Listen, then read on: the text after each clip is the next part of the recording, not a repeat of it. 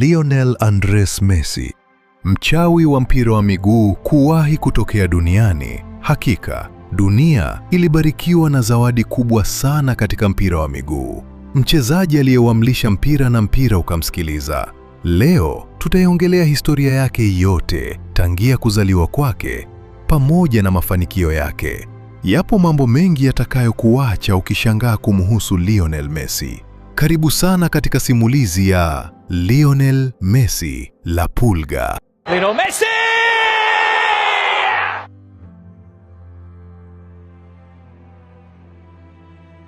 Ni nani Lionel Messi?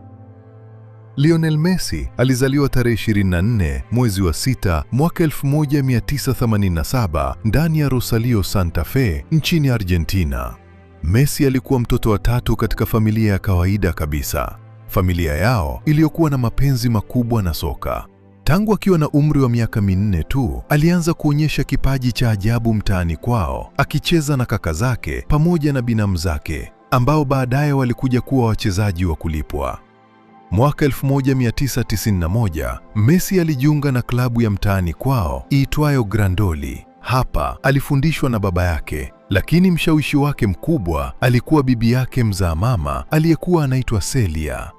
Bibi huyo ndiye aliyekuwa akimsindikiza Messi kwenda mazoezini pamoja na mechi. Ulipofika mwaka 1993, Messi alijiunga na klabu ya Newell's Old Boys iliyopo Argentina akiwa na umri wa miaka 6. Katika kipindi cha miaka 6 alichokaa katika klabu hiyo, zipo baadhi ya ripoti zinazosema kwamba Lionel Messi alifunga takriban mabao 500 katika klabu ya New Old Boys.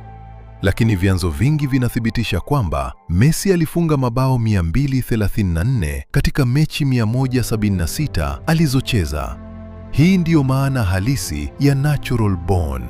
Hakika ni mchawi wa kweli wa mpira wa miguu. Akiwa na miaka 6 tu, Messi alifanya balaa lote hili. Mashabiki wengi sana wa klabu ya New Old Boys walistaajabu uwezo wa ajabu na ufundi wake wa kuukokota mpira. Lionel Messi! Bang!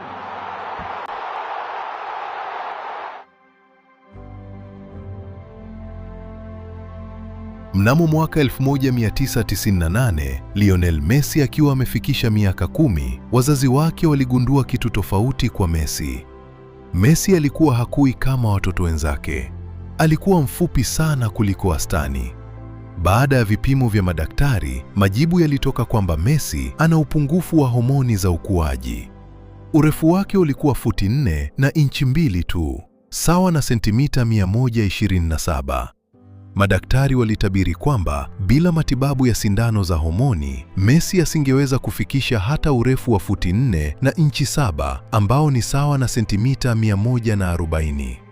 Matibabu yalihitaji gharama kubwa sana. Matibabu yaligharimu takriban dola 900 hadi 1000 kila mwezi, gharama ambayo familia yake pamoja na klabu yake ya New Old Boys walishindwa kuimudu. Baadaye ni kama muujiza ulitokea. Mwaka 2000, familia yake ilifanya mazungumzo na klabu ya Barcelona nchini Spain.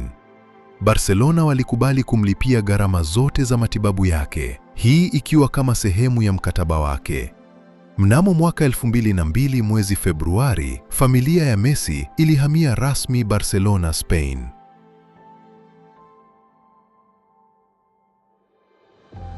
La Masia, Lionel Messi aling'ara sana katika akademi ya Barcelona.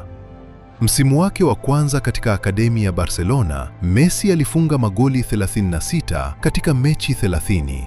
Kipaji chake kilionekana wazi kabisa, na ilipofika mwaka 2004, rasmi Lionel Messi alipandishwa timu ya wakubwa na kufunga bao lake la kwanza la kitaalamu mnamo Mei mwaka 2005 dhidi ya Albacete, akipokea pasi kutoka kwa mkongwe Ronaldinho.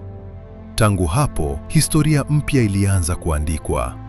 La Pulga, Lionel Messi akiwa na miaka 19 tu, tayari alitajwa kuwa mmoja wa wachezaji bora duniani.